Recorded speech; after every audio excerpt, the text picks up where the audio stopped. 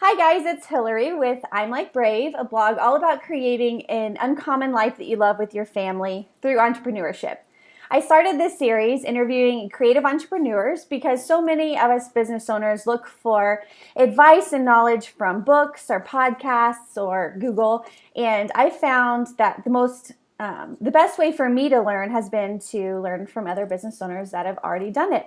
So through this series, I'm hoping we can learn from entrepreneurs that I admire and their successes and their failures, and ultimately kind of remove the veil and just have some vulnerability and conversation among all of us ladies so that we can all leave feeling encouraged and inspired in our own businesses and our own lives. So I'm here today with Anna Rice, owner of Mina Loves Bows. Hi. And I'm so excited to be interviewing her because she has built a super loyal and incredible following on Instagram and creates the coolest and most unique leather bows and other material bows that I've ever seen. Thank you. Thanks for being with us, Anna. Thanks. This is fun. Yeah. So to start us off, Anna, tell us a little bit about you. Apart from business, tell us just kind of about your background and your family and what you love to do. Okay. My name is Anna Rice, and I'm married for 15 years, and we have 4 kids. I have 3 boys, Holden, Lucas, and Asher, and then Mina, of course. And I originally started out, my background is writing, and I was a project manager for a website development company. Okay. So what I'm doing now is nothing like what I did before, but the bow stuff just kind of happened because Mina came along. So Okay. that's pretty much it. Awesome. So you said you were a writer? Yes. Okay. That's Yeah, I wrote for websites. I did, kind of like boring instructional stuff too, but I did some creative stuff. And so I've always kind of wanted to create, and I like, writing because I feel like I can put all my thoughts together better. Uh-huh. It kind of works well on Instagram too because I have the chance to, go back and rewrite things a million times until I get it right. Yeah. But yeah, it kind of leads into like a different creative side when I make something, when I make a bow. But yeah, I love to write too. Okay. Were you a stay-at-home? I mean, when you had your first child, did you stop writing? No, I worked full time actually. Well, I started writing full time as a career when second my second son was a baby. Okay. So I was able to work part time from home with him, and then I actually did work full time for about 5 years, and then my husband stayed home with our kids then. So we kind of switched things back and forth depending on which one had a career they wanted to do and who was going to stay home with the kids. But ultimately, we always wanted somebody home with the kids full time and then someone working. So the last time it was me working full time, and then we decided, okay, I think I want to stay home now. And then my husband went back to work. Okay. Okay, that's cool. Yeah. So tell us a little bit about how Mina Loves Bows happened. Okay, so Mina happened first. Okay. And I had never touched a bow, made a bow, thought about making a bow. I mean, I had 3 boys. I didn't have any use for them. Uh-huh. So when she came along, I started buying. There are a lot of great shops on Instagram. I found it on Etsy. And then I decided, well, I'm going to try to make them from home myself. Okay. And it started out really small. I mean, I made probably my first sale. I think I made 10 bows. And I just kind of posted them and said, does anybody want some? Uh-huh. I mean, I had no idea if anybody would like them. I just knew that I wanted to make them for her and then whoever else wanted them. And there were people that were following me because I sold her clothes first. Oh, okay. And so then they bought the bows, and I just kind of had like this friendship, with people, and they were following, and eventually it just kind of took off from there. So that's how it happened. That's awesome. So you had a closet shop first. Yeah, I did. I had a closet shop first. That's how it all started. Okay. That's actually, I think, becoming a trend. I'm seeing some closet shop people branch out into business. Yeah. I mean, you see something and you think, I think I could do that too. And you try it, and then you realize maybe at first, oh, I can't do it that good, Uh-huh. and then you have to practice, and then you work at it. I mean, I think if I went back and looked at my first bows, I probably might be embarrassed to even show them to anybody because I feel like I've learned enough, and Uh-huh. I figured out how to do it a little better, and so now I'm proud of what I do, but at first probably no. Do you have like that first bow you made? I do, and Mina does not wear them. Yeah, I have some really, really bad ones that I've I mean, kept. it takes time to perfect it. And even now it's not perfect, I just kind of do what I like and hopefully everybody else likes it too. I think they like it Hey. from what it seems like. So what do you think, why do you do the business still? Like, why have you put in so many hours, and what kind of uncommon lifestyle does it allow you to have?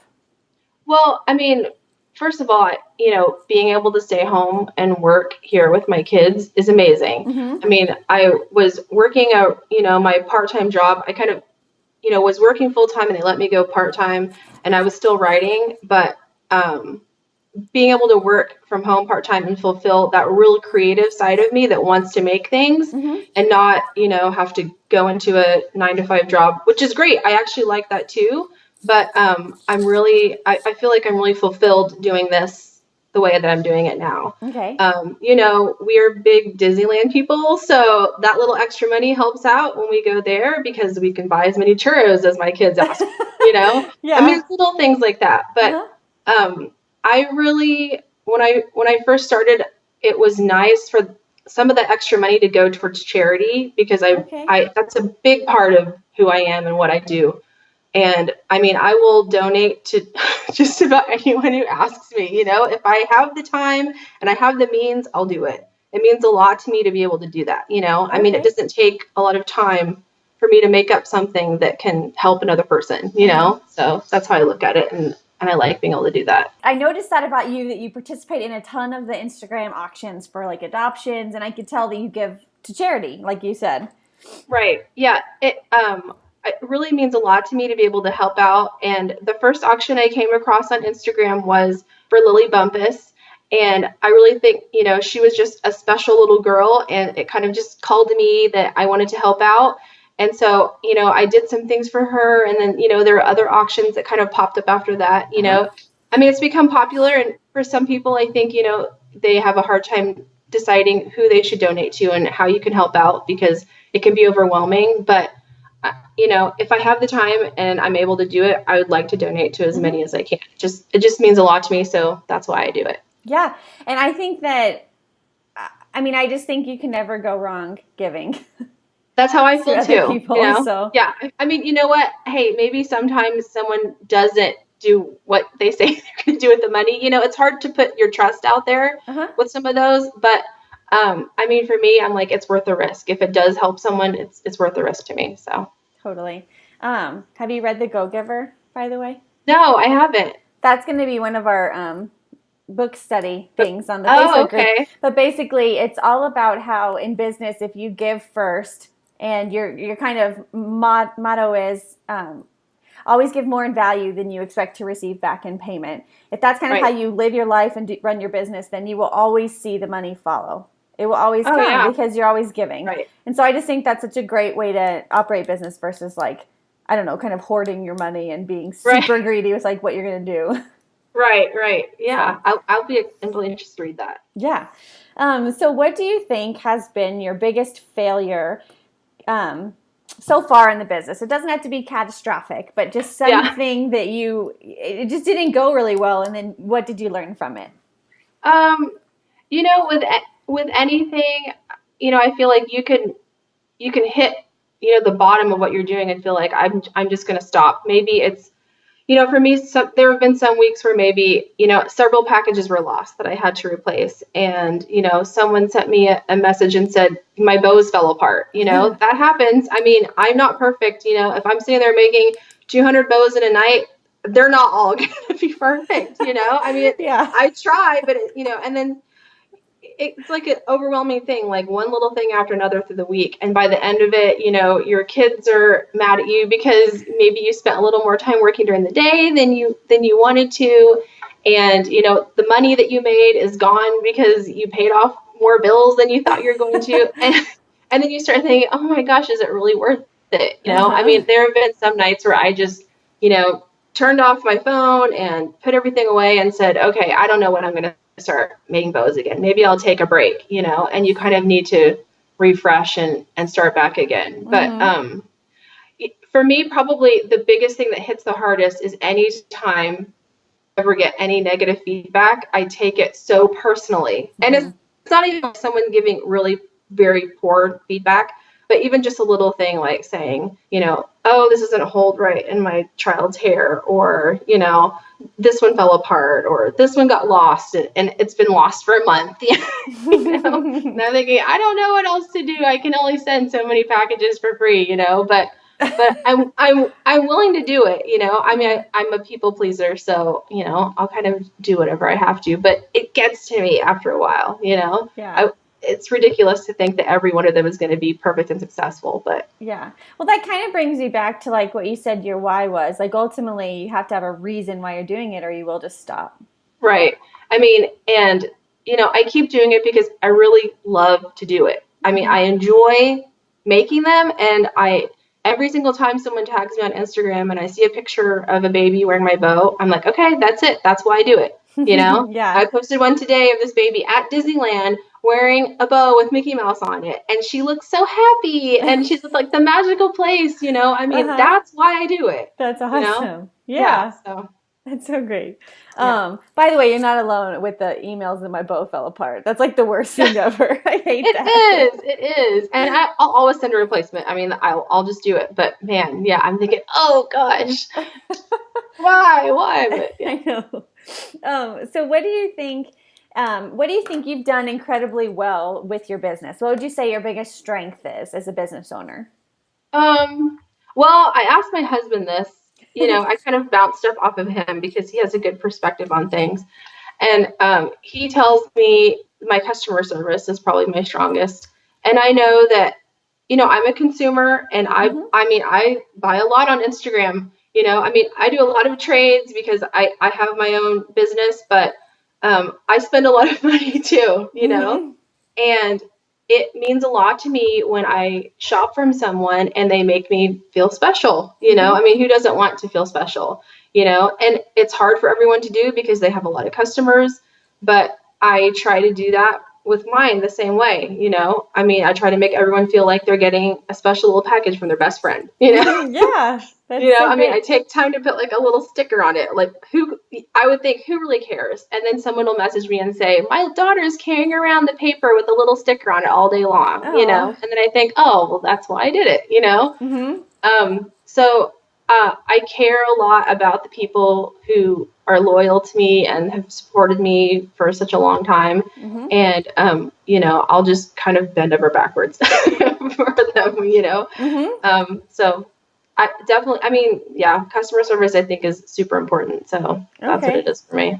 Can we, I mean, I totally agree with you there, but can we also talk about how you have coordinated like bow swaps and stuff like that? Because I think that is really cool. That's fun stuff, I mean, we, oh gosh, I haven't done one in so long too. We should probably do another one soon. But I kind of just did that on a whim because everyone was talking, oh, I'd like to do something for a holiday or some random theme. And then, we open it up to like 50 people, and then you have like 100 more people who are like, oh man, I missed it. And then I feel so bad, because everybody wants to do it. Yeah. But yeah, I think that's really fun. The Instagram community is such an awesome place to be a part of. I mean, you have to weed through some things that may be negative, and there's bad stuff everywhere. But for the most part, I think there's like a really good sense of belonging to something. And I mean, I try to remember like my customers' names, like, I mean, and I have quite a few, and but they'll be in a swap one time, and then we'll do like a gift exchange or whatever. And yeah, I'm surprised that stuff contributed to my business working so well, but I guess it did. I didn't even really think of it. It's just fun. Yeah. No, I would argue that was probably a huge contributor. Like something that I had no clue would come out of it. I tried to do this series in the blog because I'm trying to push myself out of my comfort zone, for one. Yeah. And for two, because my uncommon life that I'm going for is traveling the world with my family. And I have to have a mobile business. So I was like, a blog. But through doing these interview series, I swear my bow business has like tripled over the past month. And the only thing I can attribute it to is this, and has nothing to do with my boat business. But I just feel like when you, back to the Go-Giver, when you put something out there that's of value to the community, like your bow swap, people love it. And in turn, like, I just feel like your business grows. Yeah, I mean, engaging. I mean, anytime I get a lot of emails of people asking me, I'm starting a new business. I want to make bows or anything. And they say, how do I start? And the number one thing I always say is engage, get to know the people that you want to buy from you. Or, I mean, I remember before when I was just selling Mina's clothes, it was just like making friendships, and talking to people and, getting to know their kids. And I wasn't doing it for my business because at the time I was just, selling random clothes, whatever. But, making those relationships and being a part of the community really made a huge difference. I mean, loyalty is a big thing. When you buy from someone and you feel like you've gotten to know that person, you're going to come back again and again, Yeah, no, totally. By the way, I need to be involved in a bow swap. I've been wanting to. Okay. So I need to know next We'll have time. to get you in there secretly. Yeah. So what would you say on the flip side is your biggest weakness when it comes to like actually building a business? Oh, oh gosh. I think right now, probably what's holding me back is I'm not sure how far I want to take it. Right now I'm the only one my business is me. That's it. I don't have not a single person helping me. No one's cutting for me. No one's packaging for me. No one's whatever. I mean, I asked my husband one time to help me make like leather tassel because I had so many of these necklaces to make one time, and he made it, and it looked like a dog chewed it up. I mean, it was awful. It was awful.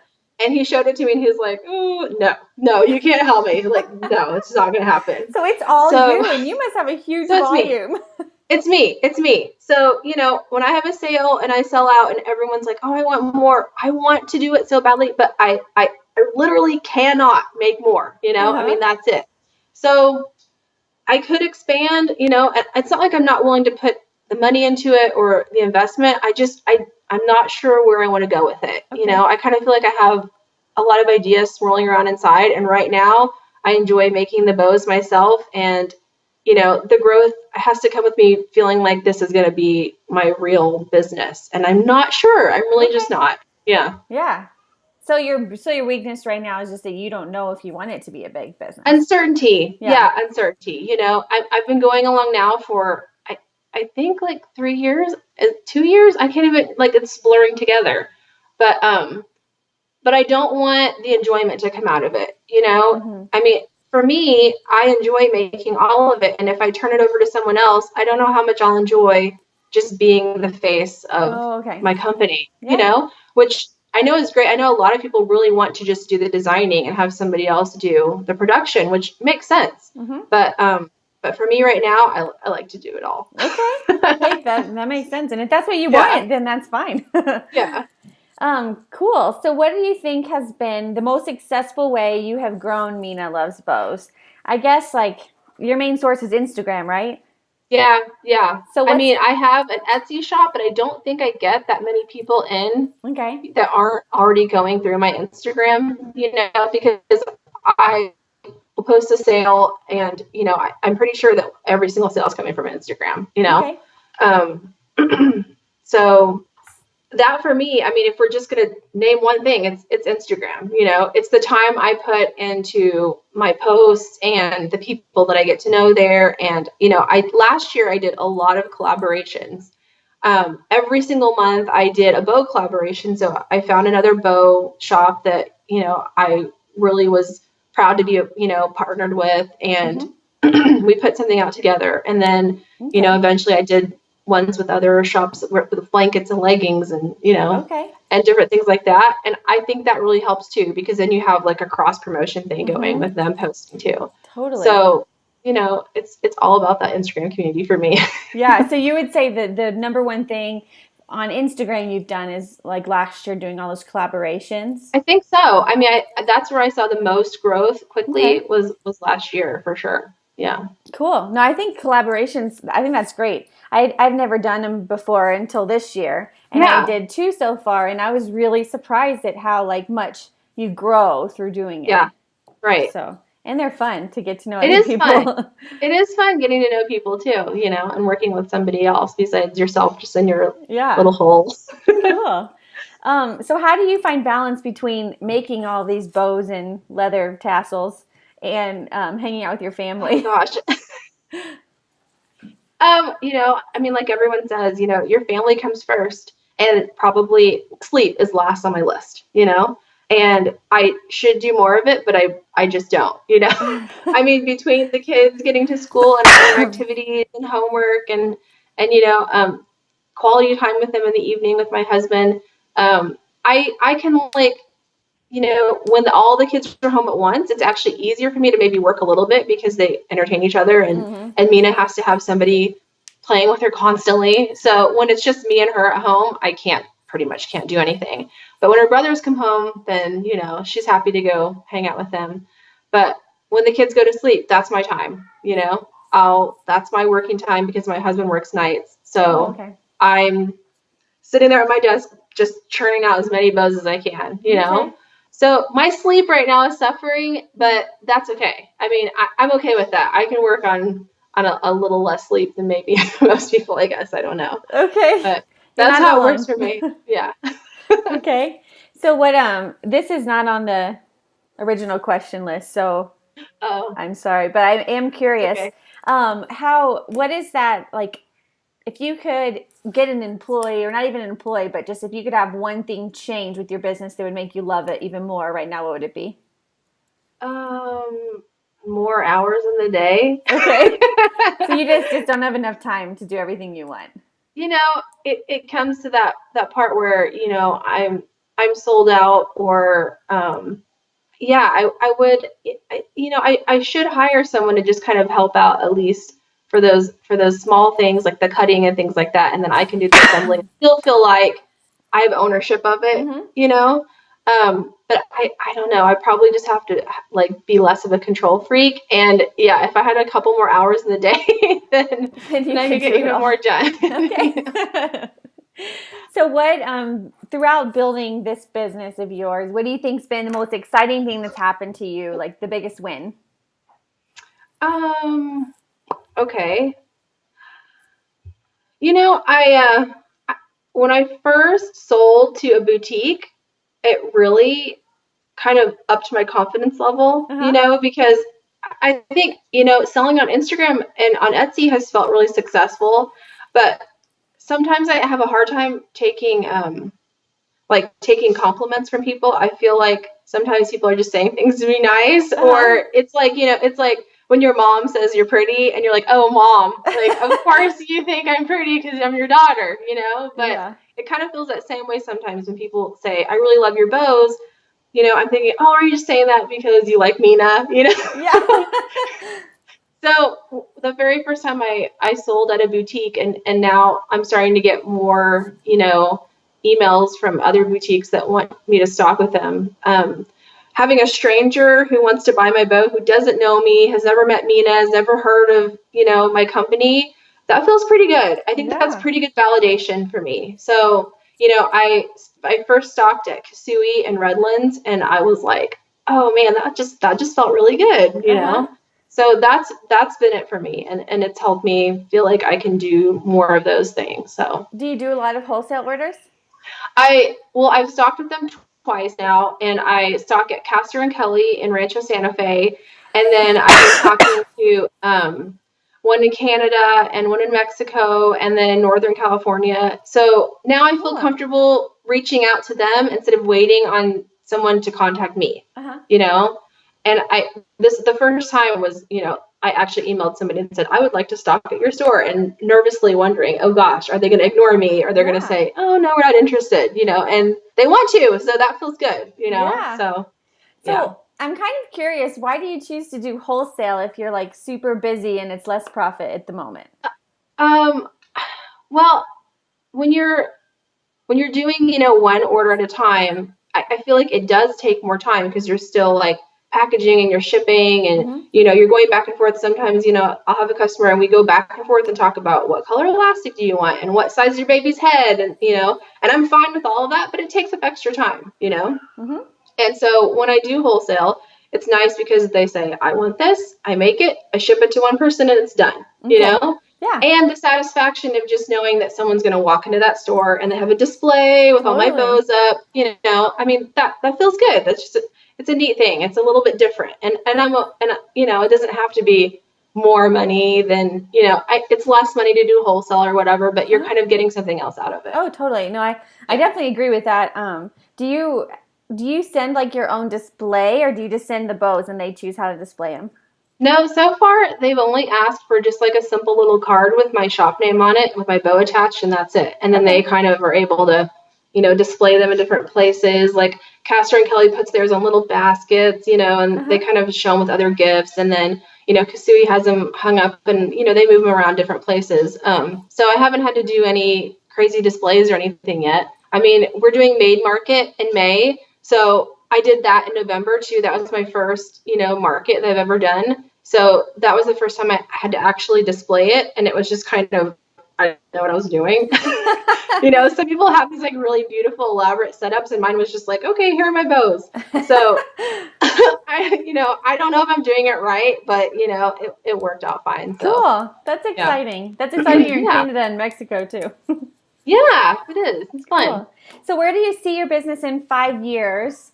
And ultimately, like, where do you see, well, I mean, you did say you're not so sure if you want it to be huge, but I guess what do you see it becoming? I mean, I would like to keep doing it. I just don't know how far I want to take it. I mean, I'm happy being small and independent right now. I don't have any aspirations at the moment to do anything major, but I do want to kind of think about other opportunities, not necessarily a blog, or I'm not sure where I want to go, but I was doing, Mina was invited to do some photo shoots, and we did it for fun because I happen, to know the shop owner of one and the stylist of another. So, I'm not like, she's not modeling per se, but it was just for fun. And I got to bring my bows and have them incorporated in, into some of the outfits and things like that.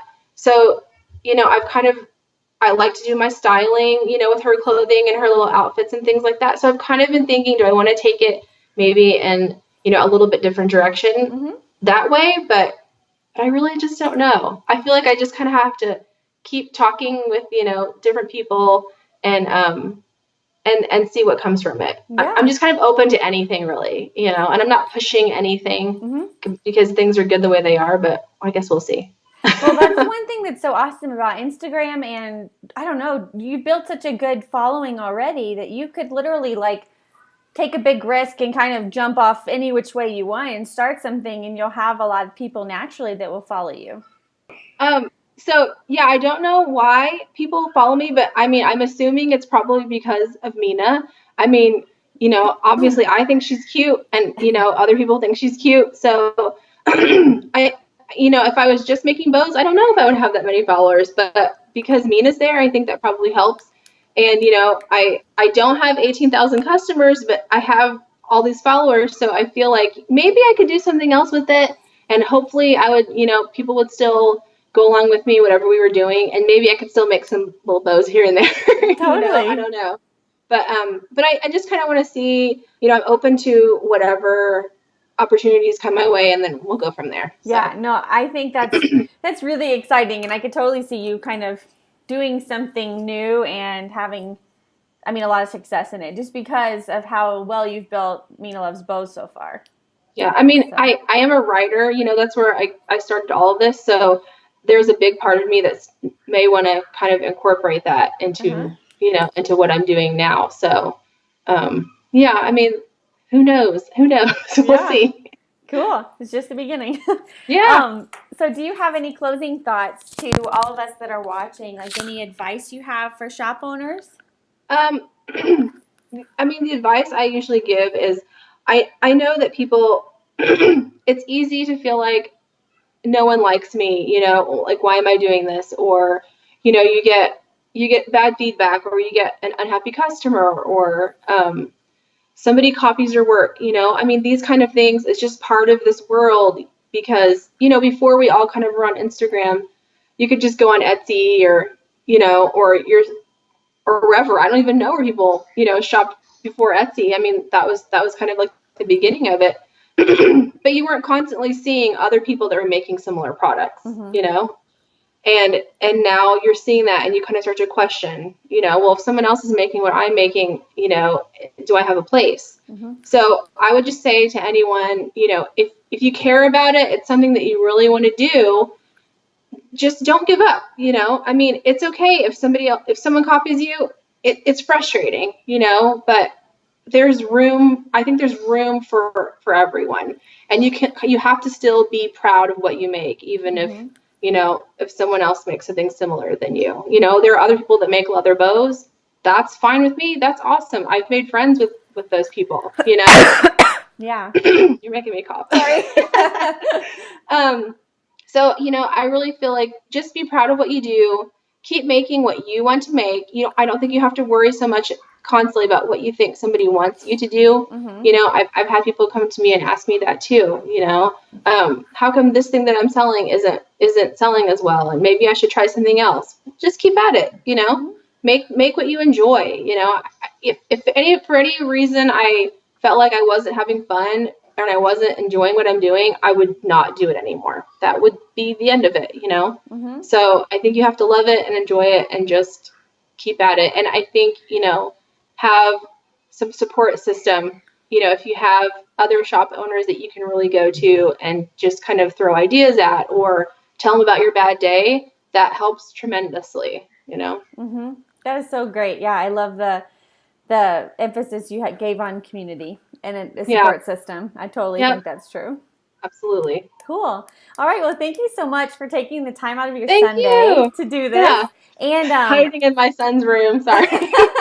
but yeah, I think we really appreciate you just being open about what goes on behind the scenes with the business Sure. and kind of sharing some of your success so far. So Thanks. I'm glad that you see it as a success because sometimes I'm like, I'm just making bows, oh, no and way. Yeah. It's so awesome. yeah, I'm happy to share with everyone. So hopefully it helps someone out along the way too. Okay. And if all of you watching, you want to connect with Anna, I always want to call you Mina. Mina, I know. I Um, get called Mina all the time. It's fine. yeah, on the blog, on the written Q&A portion, there will be links to her Instagram and her website, Etsy shop. And also, if you want to ask her any questions at all, leave your questions down there, and I'll connect you guys so that she can respond. And I hope you guys were inspired and encouraged by this interview. And have a great Monday.